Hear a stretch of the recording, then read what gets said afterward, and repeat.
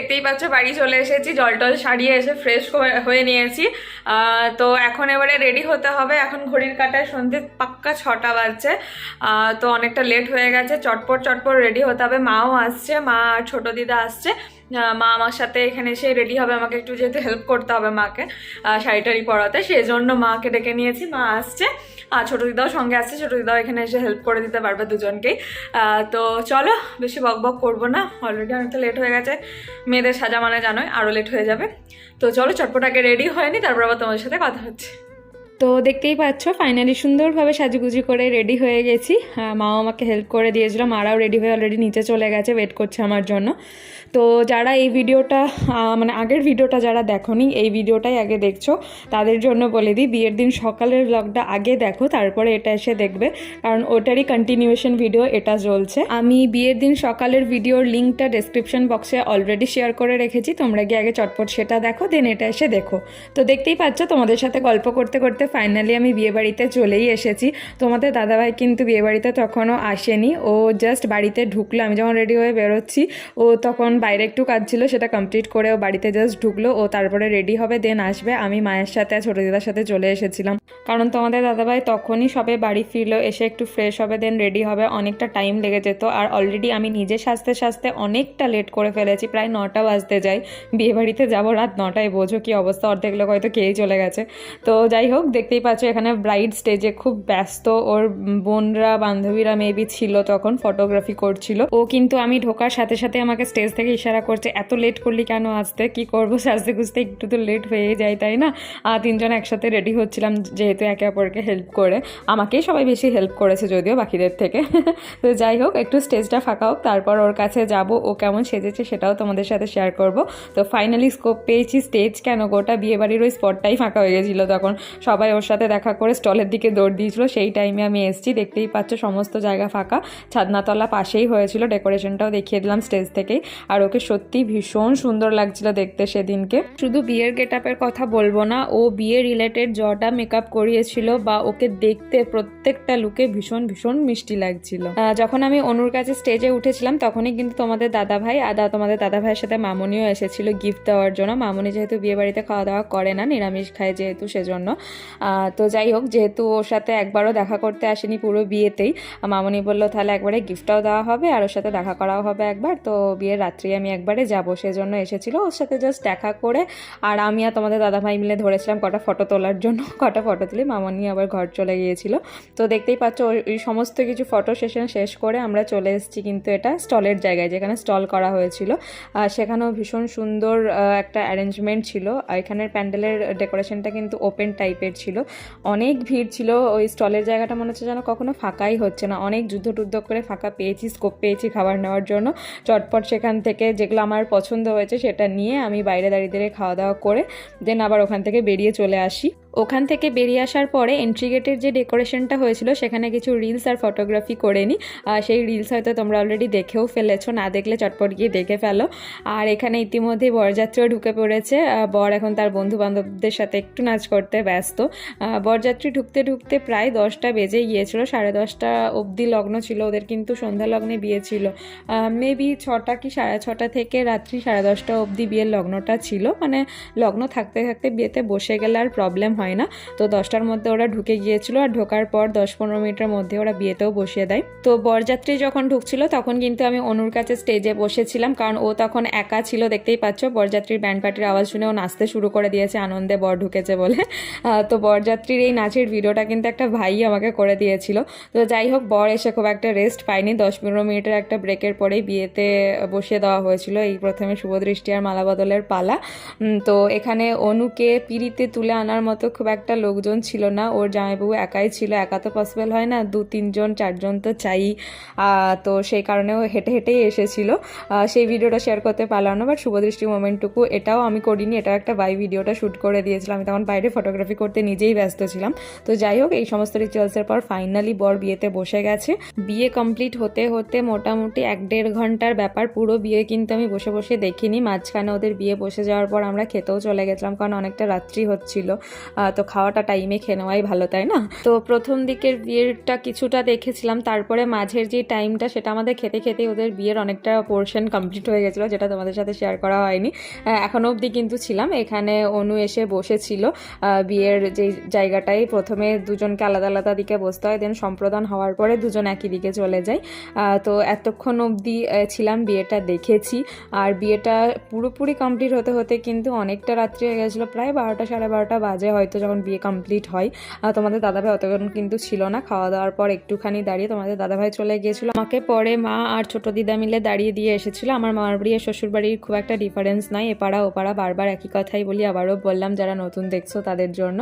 তো ফাইনালি এখানে অনু বিয়েতে বসে গেছে আর আমরা সবাই চলে এসেছি খাওয়ার জায়গায়। দেখতেই পাচ্ছ একটা ব্যাচ চলছে আর এটা নতুন একটা স্টার্ট হবে, সেখানে আমরা বসছি। আমি, তোমাদের দাদাভাই আর তোমাদের দাদাভাইয়ের দুটো স্টুডেন্ট পার্থ আর কৌশল, ওরা দুজন আমাদের সাথে বসেছিল। তো আমরা যখন খেতে বসি তখন অনেকটাই রাত্রি প্রায় হয়ে গেছিলো, 11টা সাড়ে 11টা বাজে। ওই টাইমে অনেকগুলো ব্যাচ কমপ্লিট হয়ে গেছে, তাই এইবারের ব্যাচটা একটু ফাঁকা ফাঁকাই ছিল, খুব একটা রাশ ছিল না। মানে খাওয়া কমপ্লিট হলেই দৌড়ে দৌড়ে যে সিট দখল করা এরকম ব্যাপারটা অনেকটা কমে গেছিলো। তো ফাইনালি আমাদের খাওয়া দাওয়া স্টার্টেড, খাবার পড়া স্টার্ট হয়ে গেছে। এই টাইমে আর কোনো ভিডিও নেওয়া যায় বলো? রাত্রি 11:30 বাজে, পেটে ইঁদুর দৌড়াচ্ছে খিদেতে। তো চলো আগে চটপট খাওয়া দাওয়াটা সেরে নিই, তারপর বিয়ের মুহূর্তগুলো আবার শেয়ার করছি। তো খাওয়া দাওয়া কমপ্লিট করে আমি যখন আবার বিয়ের ওখানে আসি তখন দেখছি প্রায় বিয়ে শেষের মুখে, তখন সিঁদুরদানটা হচ্ছে। মানে খুব ভালো টাইমে এসেছি যে সিঁদুরদানের ভিডিওটা অন্তত তোমাদের সাথে শেয়ার করতে পেরেছি। এটা রিলসও আমি পরবর্তীতে শেয়ার করব তোমাদের সাথে, এখনও অবধি শেয়ার করা হয়ে ওঠেনি সেই রিলসটা। তো যাই হোক, এইটুকু ভিডিও ক্লিপ যে নিতে পেরেছি, আমি তো খেতে খেতে ভাবছিলাম যে সিঁদুরদানটুকু যেন না হয়ে যায় ঠাকুর, আমি যেন ওইটুকু দেখতে পাই, নাহলে তোমাদের সাথে বিয়ের মোমেন্ট আর কি শেয়ার করবো বলো, সিঁদুরদানের মোমেন্টটুকুই যদি না শেয়ার করি। তো ওদের কিন্তু লাল সিঁদুরেই দেখলাম সিঁদুরদান হচ্ছে। শ্বশুরবাড়ির যেই সিঁদুর দিয়ে সিঁদুরদানটা, ওটা শ্বশুরবাড়ির নিয়মেই হয়। আমাদের বিয়েতে কিন্তু ম্যাক্সিমাম বাড়িতেই দেখা যায় কল সিঁদুর, মানে অরেঞ্জ কালারের সিঁদুরটা হয়, সেই সিঁদুরেই সিঁদুরদানটা সেই সিঁদুরেই হয়ে থাকে। ডেলি লাইফের ইউজের জন্য লাল সিঁদুরই হয়, বাট বিয়ের টাইমে যে সিঁদুরদানটা সেটা কিন্তু কল সিঁদুরেই আমি ম্যাক্সিমাম টাইম দেখে থাকি। লাল সিঁদুরটা খুব রেয়ার হয়ে থাকে যাদের বিয়ের টাইমেও লাল সিঁদুরেই সিঁদুরদান হয়। তো যাই হোক, সিঁদুরদানের পরে মুখটা পুরোপুরি চেঞ্জ হয়ে গেছে। এটা প্রত্যেকটা মেয়ের ক্ষেত্রেই সেটা হয়, মানে একটা আইবুড়ো টাইমের লুক আর একটা সিঁদুরদানের পরের লুক, সেটা মানে হিউজ ডিফারেন্স থাকে। একটা সিঁদুরেই যেন মুখের সৌন্দর্য আরও বাড়িয়ে দেয়। তো দেখতেই পাচ্ছ কতটা মিষ্টি লাগছে ওকে দেখতে। দেন সিঁদুরদান কমপ্লিট করে যেটুকু আরও রিচুয়ালসগুলো ছিল, বললাম না বিয়ে শেষ হওয়া, বাঙালিদের বিয়ের রিচুয়ালস যেন শেষ হতেই চায় না, একটার পর একটা নিয়ম লেগেই থাকে, সেরকম এই আরও অনেক কিছু নিয়ম ছিল। কিছু কিছু ভিডিও ক্লিপ নিয়েছি, কিছু কিছু নেওয়া হয়নি। তো যাই হোক, ফাইনালি বিয়েটা কমপ্লিটের মুখে, সমস্ত রিচুয়ালস কমপ্লিট। তো বিয়ে অলরেডি কমপ্লিট হয়ে গেছে। এখন নিউলি ম্যারিড কাপল আর ওদের বাড়ির যে কজন বাকি ছিল সবাই মিলে এখন ডিনার করতে গেছে। বাকি সমস্ত খাওয়া দাওয়া কমপ্লিট হয়ে গেছে সবারই, বরযাত্রীদেরও সমস্ত খাওয়া দাওয়া হয়ে গেছে। তো এরপর বাড়ি ফিরবো, অলরেডি 12:30 বাজতে যায়, অনেকটা রাত্রি হয়ে গেছে। তো আজকের ব্লগটাকে আমি এখানেই শেষ করছি। কেমন লাগলো সেটা কিন্তু অবশ্যই নিচে কমেন্ট করে জানিও। আর যারা নতুন দেখছো, আমার চ্যানেলে নতুন ভিজিট করছো, তারা প্লিজ আমার চ্যানেলটাকে সাবস্ক্রাইব করে দিও। ভালো লাগলে ভিডিওটা লাইক করো, শেয়ার করো বাকিদের সাথে। তো সেদিন রাত্রে বিয়ে কমপ্লিট হয়ে যাওয়ার পরে আমি কিন্তু বাড়ি ফিরে গিয়েছিলাম। বাড়ি ফিরতে ফিরতে প্রায় রাত্রে 1টা বেজে গিয়েছিল। তো সেদিনকার ব্লগটাকে এন্ড করিনি, ভাবলাম বিদায়ের মুহূর্তটুকু এই ভিডিওটাতেই তোমাদের সাথে শেয়ার করে নিই। বিদায়ের তো বেশি ভিডিও হবে না, যেটা আমি আলাদা আর একটা বিদায় রিলেটেড আলাদা ব্লগ শেয়ার করব, সেই কারণে বিদায়টাও এই বিয়ের সাথেই আমি অ্যাড করে দিলাম। তো যখন আমি আসি সকালবেলায় ওদের বাড়িতে, তখন অলরেডি অনু রেডি হয়ে গেছে। ছাদনাতলায় সকালবেলায় কিছু রিচুয়ালস থাকে, আশীর্বাদী হয়, আরও অনেক রিচুয়ালস থাকে, সেগুলোর জন্য অলরেডি ওরা দুজনেই বসে পড়েছে। আর যেদিন ওর বিদায় হয়েছিল সেদিন কিন্তু সকাল থেকে ভীষণ মেঘলা ওয়েদার করেছিল, একটুও রোদ ওঠেনি। আর মানে ওর বিদায়ের পর তো রীতিমতো বৃষ্টিও স্টার্ট হয়ে গিয়েছিল। যাই হোক, যতক্ষণ বিদায় হয়েছে ততক্ষণ ওয়েদারটুকু ভালো ছিল, এটাই অনেক। তো আস্তে আস্তে একে একে সকলেই আশীর্বাদ করতে স্টার্ট করে দিয়েছিল। পেছনে একজন খাতা পেন নিয়ে বসেছিল। এই টাইমে অনেকে বাড়ির লোকেরা গিফট দিয়ে থাকে, সেগুলো লিখতে হয় যৌতুক হিসাবে কে কী দিচ্ছে না দিচ্ছে। আর বাকিরা সকলেই কান্নায় ভেঙে পড়েছে, দেখতেই পাচ্ছ। এটা একটা সত্যি ভীষণ কঠিন সময় জীবনের, মেয়েদের জন্য, মেয়ের মা বাবার জন্য, প্রত্যেকটা মেয়ের জীবনে এটা একটা ভীষণ ভীষণ ভীষণ কঠিন সময়, মানে বলে বোঝানোর মতো নয়। খুব বেশি দিন নয় তো, জাস্ট কয়েকটা দিন আগেই আমিও পেরিয়ে এসেছি এই সিচুয়েশনটা। মানে কিছু বলার নেই। এত একটা অসহায় সময় মনে হয় এই সময়টাকে, মানে আমি বলতে বলতে হয়তো নিজেও ইমোশনাল হয়ে পড়বো, খুব একটা বেশি কিছু বলবো না। মানে ছোট থেকে বড় হয়ে ওঠা, যেই জায়গায়, যেই বাড়িতে, যেই মানুষগুলোর মাঝে থেকে বড় হয়ে ওঠা, নিজের ছোটোবেলা থেকে বড় অবধি 20, 21টা 22টা বছর যেই বাড়িতে কাটানো, সেটাকে সম্পূর্ণভাবে ছেড়ে দিয়ে অন্য একটা বাড়িতে, অন্য একটা নতুন পরিবেশে গিয়ে সেটাকে নিজের বাড়ি বলা, মানে কতটা যে কঠিন জিনিস মানে বলে বোঝাতে পারবো না। অবশ্যই বাড়ির ঠিকানা মেয়েদের জন্য প্রথম বাড়ি বাপের বাড়িটাই থেকে যায়, শ্বশুর বাড়িটা দ্বিতীয় বাড়ি হয়ে ওঠে। ওইটা অনেকেই বলে যে বাড়ি কোথায় জিজ্ঞেস করলে শ্বশুর বাড়ির অ্যাড্রেসটাই বলতে বিয়ের পরে, বাট সেটা কখনো সম্ভব নয়। নিজের জন্ম ভিটে, নিজের জন্ম বাড়িটাকে কি করে ভুলে যায় একেবারে, তাই না? জীবন থেকে বাদ দেওয়া তো যায় না একেবারে। মেয়ে হয়েছি বলে সমস্ত কিছু ছেড়ে দিতে হবে, এটা তো কথার কথা নয়। একটা ছেলের কাছে তার বাড়িটা যেমন বাড়ি, একটা মেয়ের কাছেও তার জন্মভিটে, তার বাড়িটা সেই রকমই স্থানেই থাকে। বিয়ে হয়ে গেছে বলে শ্বশুর বাড়িটাই শুধু বাড়ি, বাপের বাড়িটার কোনো মূল্যই থাকে না, এটা কিন্তু আমি অন্তত বিলিভ করি না। তোমাদের দাদা ভাইও কিন্তু এই ব্যাপারটাই সাপোর্টিভ, যেটা আমার খুব ভালো লাগে। সকলেই এরকমই হয়ে উঠুক, আমি সেটাই চাই। দেখো, পুরোনো দিনের মানুষরা যেগুলো শুনে এসেছে, যেগুলো মেনে এসেছে, তারা তো সে কথা বলবেই, তাই না? তো তাদের কথায় রিয়্যাক্ট না করে তাদেরকে বুঝিয়ে বলাটাই ভালো, যে এই বাড়িটাও যেমন আমার কাছে বাড়ি, সেই বাড়িতে তো আমি জন্মেছি, সেটার প্রতি টান, ভালোবাসা সবার আগে, তারপরে তো এই বাড়িটা, দুটো বাড়িই আমার কাছে সমান, তাদেরকে এটাই বোঝানো। কেউ যদি তোমাকে বলে বিয়ে হয়ে গেছে বলে বাপের বাড়িটাকেই পুরোপুরি বাদ দিয়ে দেওয়া উচিত নিজের জীবন থেকে, সেটা কখনোই উচিত নয়। আমি অন্তত সেটাই মনে করে থাকি। এখনকার যুগে শিক্ষিত হয়ে যদি এই জিনিসগুলোকে, এই নিয়মগুলোকে মেনে আসি, তাহলে শিক্ষার কোনো মূল্যই থাকে না।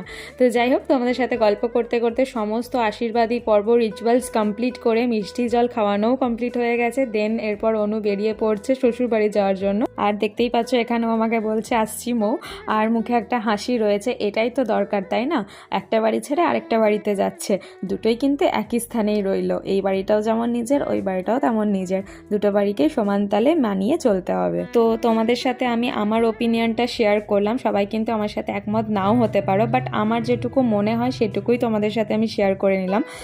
তো দেখতেই পাচ্ছ ও বাড়ি থেকে ফাইনালি বেরিয়ে পড়েছে। সামনেই কালী মন্দির, মানে আমার শ্বশুরবাড়ির পাড়াতে যে কালী মন্দিরটা, যেটা আমি ম্যাক্সিমাম টাইমে আমার রুমের জানলা থেকে ভিডিওটা তোমাদেরকে দেখিয়ে থাকি, সেই মন্দিরে এখনও প্রণাম করতে এসছে। সমস্ত মন্দিরে, দুর্গা মন্দির, কালী মন্দির, সমস্ত মন্দিরে প্রণাম কমপ্লিট করে ফাইনালি এবারে বিদায়ের মুহূর্ত। আর কিছু বলার নেই এই মোমেন্টগুলোতে, কি বলবো, নিজে কিছু বলতে পারছিও না। এই কিছু বলা মানে নিজেও ইমোশনাল হয়ে পড়বো। তো যাই হোক, সমস্ত রিচুয়ালস এরপর কমপ্লিটের মুখেই এরপর বিদায়ের পালা। তো আজকের এই পুরো ব্লগটা, বিয়ে থেকে বিদায় অবধি এই পুরো ব্লগটা তোমাদের কেমন লাগলো সেটা কিন্তু অবশ্যই নিচে কমেন্ট করে জানিও। তোমরা কিন্তু কেউ কমেন্ট করে জানাচ্ছ না কেমন লাগছে তোমাদের ভিডিওগুলো। তোমাদের কমেন্ট পেলে আমার ভীষণ ভীষণ ভালো লাগে। বারবার একই কথা বলি, তাও কিন্তু তোমরা কমেন্ট করে জানাও না ভিডিওগুলো কেমন লাগছে তোমাদের। আর যারা আমার চ্যানেলে প্রথমবার ভিজিট করছো, নতুন দেখছো আমার ভিডিওটা, তোমাদের যদি আমার ভিডিও ভালো লেগে থাকে তাহলে প্লিজ ভিডিওটা একটা লাইক করো, বাকিদের সাথে শেয়ার করো, আর চ্যানেলটাকে প্লিজ সাবস্ক্রাইব করে দিও। তো আজকের ভিডিওটাকে আমি এখানে শেষ করছি। আবারও খুব তাড়াতাড়ি দেখা হচ্ছে পরবর্তী একটি ভিডিওতে। Till then stay happy, healthy and safe, and obviously stay kind and positive. Bye by.